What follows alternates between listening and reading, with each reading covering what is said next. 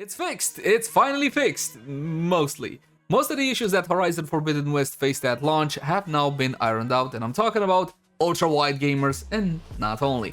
First of all, let's start with the most egregious, the HDR support. This game is breathtaking. It's an absolutely incredible game to look at, and if you got HDR or a decent TV that has a good HDR implementation, then you're all set to go.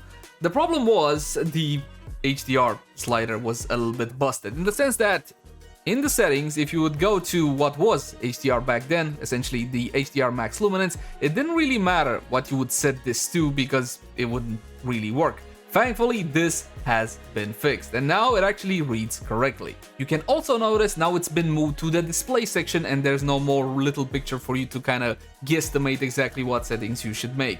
Keep in mind that you shouldn't really touch HDR max luminance and HDR brightness all that much if you don't know what you're doing. Now, these are measured in nits, it's gonna depend on your display, and normally, if everything works correctly, when you start the game and it's automatically detecting everything, these should be set to what your display should have. And you should play with HDR Shadow Boost and HDR Highlight Boost. Now, what you want to do is make sure you're not crushing any details in the clouds with the Highlight Boost and not crushing any detail in the shadows with the Shadow Boost. Normally, for me, it detected them quite well, but again, you can play around a bit with these.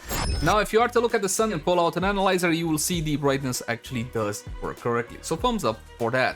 There was one more issue that was plaguing ultra-wide users, however. The interface was just in the wrong spot. Now, as you can see, the interface is in the correct position. Now, of course, some users said, hold on, dude, I'm using a 32:9. It's like this big because I'm not overcompensating for anything. And I can't just go like this all the time to look at my interface. I like it in the 16:9 aspect ratio. Fear not, the developer also heard you as well. HUD widescreen scale, and you can go auto 42:9, 21:9, and 16:9. So if you still want it to be like this big on your this big monitor, then nothing simpler. There you go. But let's talk about something that they haven't fixed and they really should. The game has windowed mode, exclusive full screen, and full screen. And of course, you might be a little bit confused. What? Where's borderless? Borderless is full screen. Actual full screen is exclusive full screen, and window remains window. So that can get a little bit confusing. But that's not the problem. You know what the problem is?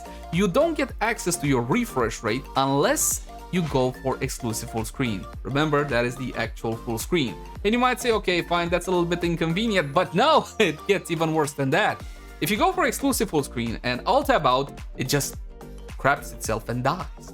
It just dies. Reproduction rate, 100%. Yeah, so there is that to bear in mind. Now, perhaps I'm the only one affected by this. I did check the forums and Reddit and yada yada, and I'm not the only one, so let me know in the comment section down below, have you experienced this issue? But leaving the crash alone for a second, why can't I control the FPS if I just want to be full screen, as in borderless? Or even windowed mode? Unfortunately, you can't do that. But of course, we are PC gamers, and you know what PC gamers do? Get around it. If you're using an NVIDIA GPU, you can simply go to the NVIDIA control panel and manually set your frame rate per game. And I'm pretty sure AMD users can do the same, but why do I need to do this, dear developer? Why can't I just set it directly from the game? Oh, and one last thing that some of you might know, variable refresh rate, so G-Sync or FreeSync or whatever else, without V-Sync sometimes doesn't really work all that well, and it's the same case for Horizon Forbidden West. So essentially, if you're gonna be using G-Sync, make sure you have V-Sync on. But wait, it's grayed out, I can't. Once again, it's only accessible if you go for exclusive full screen. But once again, we are PC gamers. Go through the NVIDIA control panel or the AMD Catalyst and manually set V-Sync to on, so you don't get any more screen tearing. Even if you have FreeSync or G-Sync on, you will experience some if you don't put V-Sync on. And it looks better and more smoother anyway. Now, of course, these are not the only fixes, but these were some of the most egregious. And I'm also happy to report that I fully painstakingly tested DLSS free, or better said, frame generation. You know what? I don't like these technologies. I don't like the idea of DLSS frame generation, etc., because it encourages companies such as NVIDIA to sell us software tricks and not actual hardware muscle, which we want. We want rasterized performance. While I still wouldn't use an upscaler such as FSR or DLSS, I'm talking about the upscaler. Yes, DLSS free is actually frame generation. I would not touch an upscaler simply because it takes away from the overall fidelity of the game. You can clearly see a difference. It gets a bit more jaggedy with DLSS. Frame generation, however, is a tad on the different side. Essentially, this one generates, I don't want to call them fake frames because they're actual real frames, and they just like smush them in between more real frames if you wish. Basically, it gets you some extra FPS without any loss in fidelity, or so they claim. I painstakingly took frame by frame by frame by frame for about 3 to 4 hours until I got bored, and there were some smudged out frames generated by the AI, but honestly, it was not noticeable. So it pushed me from like 90, 100 FPS all the way to 140, which was amazing. Now in theory at least it should give you double the FPS, but there's a lot of factors that go into that, and in rare cases you actually get double the FPS. And while it looked a whole lot more smoother, it didn't feel a whole lot more smoother. There is a difference in response time. How big of a difference? About 2 to 4 milliseconds. Now what you gotta bear in mind when you activate this frame generation business, you also have the option, well, sometimes they give you the option and sometimes they force you to use NVIDIA Reflex. Essentially, this technology is meant to counteract the latency that DLSS kind of puts into your game. So even with this on, even with that small difference in delay that honestly, I don't know who actually feels 2 milliseconds in actual delay time, while the game looks smoother, it doesn't play like 140 FPS. Does that make any difference to you? Because again, you can't exactly react on the AI generated frames. Anyway, that shouldn't really bother you because this is not a competitive game, and normally the response time, even at its highest, was like 25 milliseconds. I mean, come on. You're not really gonna feel much of anything.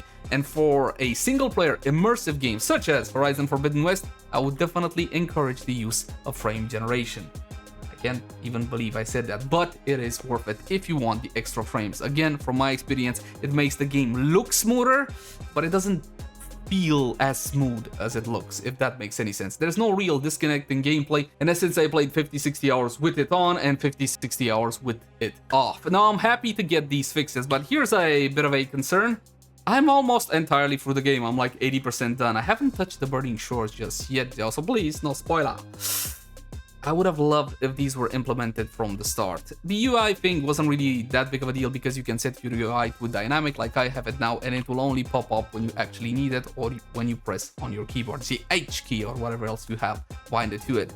But for future reference, it would have been fantastic to get that whole immersive experience from the get-go. You know, one additional option that they moved to the launcher? The letterboxing.